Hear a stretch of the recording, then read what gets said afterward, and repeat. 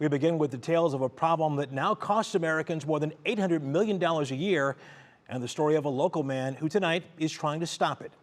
It's check washing, and it's happening right here in Northeast Ohio. In an exclusive, our senior crime and justice correspondent, Lydia Esparra, walks us through how check washing works and why getting your money back is not easy. I'm a lawyer like you, and I've heard of several cases of a lot of banks, not just Fifth Third. Attorney Richard Herman is scrolling through Reddit looking for other victims like himself. After we report this to them in December, another check went through in January. Herman says thieves check-washed his business checking account with Fifth Third Bank and gained access to almost $7,000 from the account.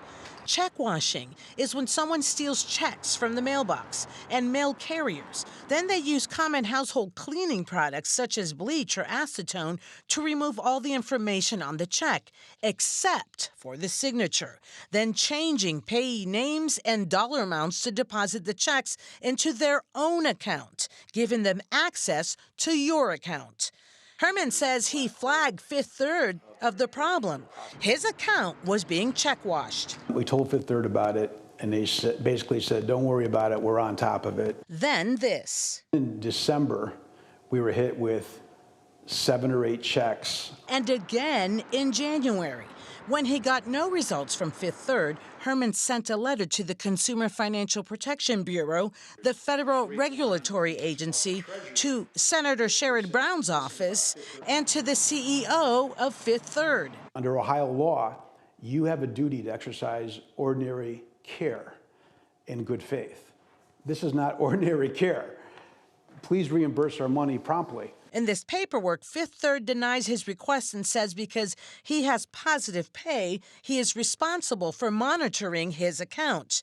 In a statement, Fifth Third says, we are committed to assisting customers who have experienced fraud on their accounts. While we cannot comment on a specific customer, unauthorized or altered checks must be timely reported, and we may attempt recovery after such dates, but recovery cannot be guaranteed. Fifth Third also gave 3 News these tips on how to avoid becoming a victim of check washing. Check your accounts often. You can do that through online banking or the mobile app. Be sure to check your mailbox and get your mail frequently. Have the post office hold your mail while you're on vacation. When mailing a check, consider taking it directly into the post office.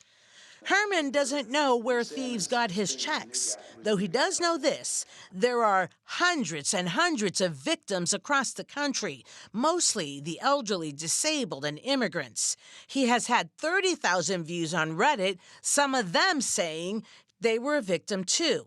Herman says Fifth Third did nothing to help stop the check washing. So it's not about the money for him, but about those who can't fight the bank like he can. That's why I feel is really at play here.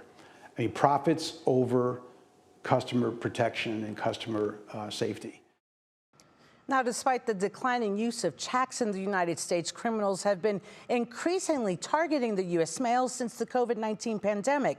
And that's why the U.S. mail and the banks keep reminding us, Russ, that you got to keep looking out for these schemes. And you say this really took off during the pandemic. Absolutely. And obviously, you can see it's still happening. Okay, Lydia Esparra, thank you. Sure.